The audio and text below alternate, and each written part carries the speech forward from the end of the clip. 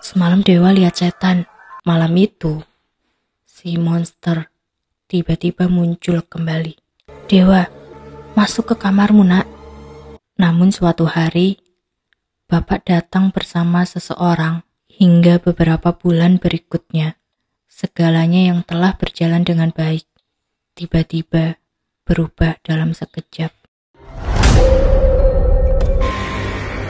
Semuanya sudah kamu bawa? Tanya Bapak sambil memasukkan beberapa helai pakaian ke dalam koper. Sudah, Pak. Jawabku singkat sambil kembali memandangi rumah kami yang kini telah kosong. Rumah yang penuh kenangan. Rumah sempit yang menjadi saksi betapa dulu Bapak yang cuma pedagang kecil di pasar sering mengeluhkan tentang beratnya mencari nafkah di luar sana. Rumah yang menjadi saksi di mana aku tumbuh menjadi anak minder dan pendiam karena tak mampu memiliki sejumlah barang yang anak lain punya. Namun semua itu tinggal sejarah. Bapak yang kini telah menjadi seorang pengusaha sukses, akhirnya mampu mewujudkan impiannya untuk membeli sebuah rumah yang jauh lebih besar. Setelah semuanya beres, aku masuk ke dalam mobil, lalu duduk di kursi belakang. Nah, ini kamar kamu, ucap Bapak dengan bangganya, sambil membentangkan tangan seolah memamerkan kamar besar bercat putih yang membuatku langsung terkesima. Bagaimana tidak, aku yang dulu tidur di kamar sempit dengan ranjang kusam dan lemari plastik yang pintunya copot, kini memiliki sebuah kamar besar dengan isi yang lengkap dan memanjakan mata. Untuk ukuran anak usia 12 tahun sepertiku, kamar ini bagaikan surga impian. Sebuah lemari pakaian bergambar tokoh superhero favoritku, bersanding dengan ranjang berkasur empuk, dan sebuah meja belajar bagus berhiaskan lampu belajar di atasnya. Dan bukan itu saja, rumah baru ini terasa sangat besar dan luas, dengan ruang tamu yang megah hingga mampu memantulkan gema ketika aku berteriak di tengahnya.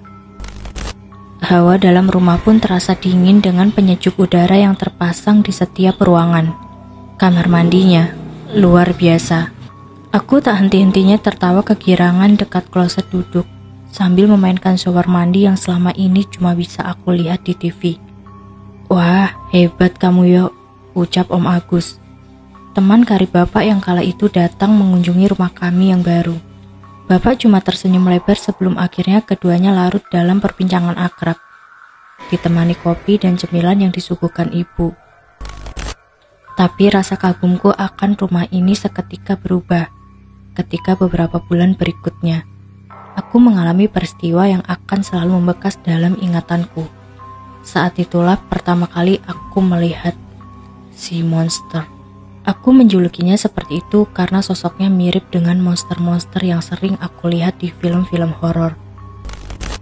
Malam itu, aku yang biasa buang air kecil sebelum tidur mendadak mencium bau amis yang amat menyengat hingga membuat perutku mual. Aku heran dan menduga dari mana bau tak sedap itu berasal.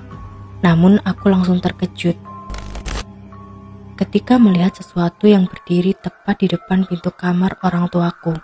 Itu apa?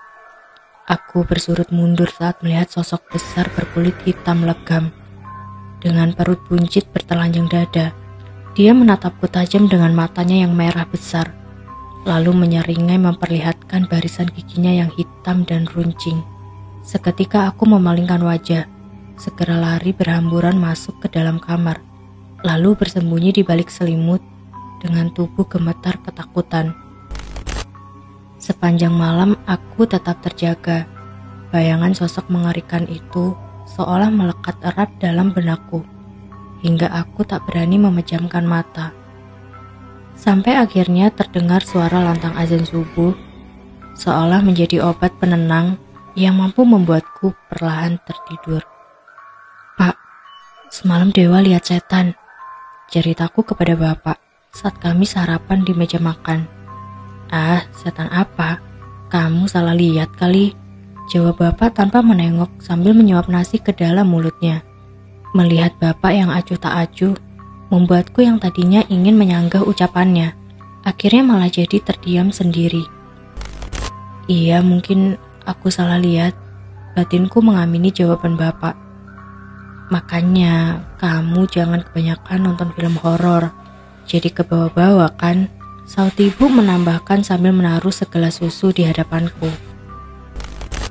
Tapi beberapa hari berikutnya, justru di saat aku telah melupakan peristiwa itu, tepat tengah malam, aku yang haus dan berniat ke dapur untuk mengambil air minum, kembali mencium aroma itu.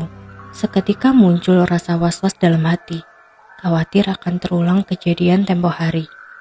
Dan benar saja, malam itu, si monster tiba-tiba muncul kembali. Astaga, jerit batinku ketakutan. Aku hanya berdiri mematung saat menyaksikan makhluk itu berjalan masuk ke dalam kamar orang tuaku dengan menembus dinding.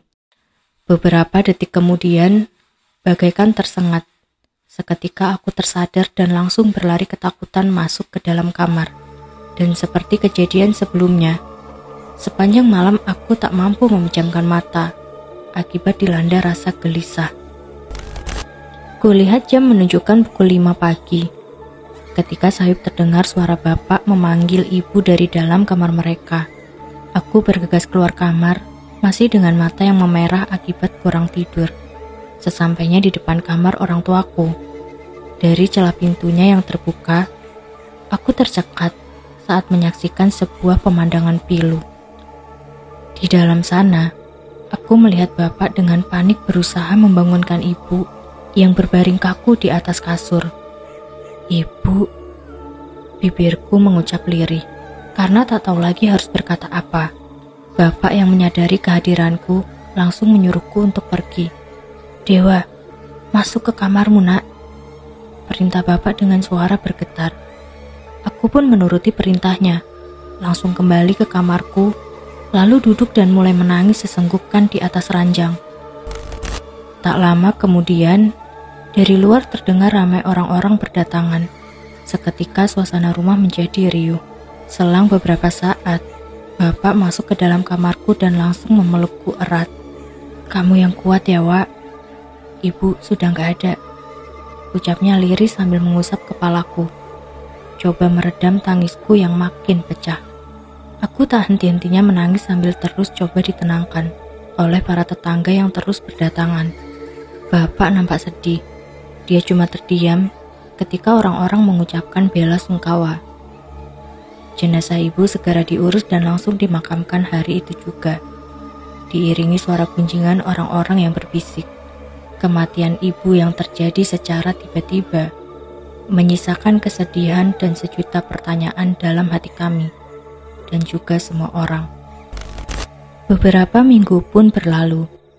Aku dan bapak yang kini hanya tinggal berdua, berusaha melanjutkan hari-hari berat tanpa ibu. Bapak yang sempat beberapa waktu tak mau melakukan apa-apa, mulai coba kembali beraktivitas. Namun dia nampak bingung dan canggung mengerjakan semua pekerjaan rumah tangga yang biasa dilakukan ibu. Bagaimana keadaanmu, Yo? Tanya Om Agus yang hari itu datang berkunjung. Aku baik-baik saja, Gus. Tapi aku kepikiran sama Dewa. Kasihan dia tak ada yang mengurus, balas bapak. Mungkin lebih baik kamu carikan pembantu untuk mengurus Dewa, sekaligus mengurusi rumah. Iya Gus, nanti aku coba cari. Dan beberapa hari berikutnya, hadirlah Mbak Pon, seorang wanita setengah baya yang gesit dan cekatan, sebagai solusi dari semua masalah rumah tangga sepeninggalan ibu. Tanpa terasa, sudah hampir setahun berlalu sejak kematian ibu. Rumah yang megah ini terasa hampa tanpa kehadirannya. Apalagi bapak yang makin sibuk di luar sana. Sering pulang malam, bahkan kadang sampai pagi. Kehadiran Mbak Pon tetap tak mampu mengusir rasa sepiku. Wanita itu lebih banyak diam dan fokus dalam melaksanakan semua tugasnya. Namun suatu hari, bapak datang bersama seseorang. Halo Dewa, duh gantengnya, persis bapaknya. Ucap seorang wanita muda yang hari itu diajak bapak ke rumah. Dewa, ayo salim sama Tante Sari. pinta bapak yang berdiri sumringah di sisi wanita itu. Aku pun langsung mencium tangan Tante Sari yang dibalas dengan belayan lembut jemari wanita itu di kepalaku. Hari itu merupakan awal dari rutinitas kunjungan Tante Sari ke rumah. Wanita cantik itu terlihat makin akrab dengan bapak, dan dia juga mencoba mengakrabkan diri denganku. 2 bulan kemudian, bapak dan Tante Sari akhirnya menikah. Sebuah pesta pernikahan digelar megah menyambut hari bahagia itu. Dewa, mulai sekarang jangan panggil tante lagi ya. Panggil Mama Sari. Pinta wanita itu sambil tersenyum bahagia. Aku pun tak keberatan, karena sejak awal perkenalan kami, dia selalu bersikap baik terhadapku. Dan sejak saat itu, Mama Sari menggantikan sosok ibu bagi diriku, dan juga bapak yang terlihat bahagia. Karena keluarganya kini kembali lengkap.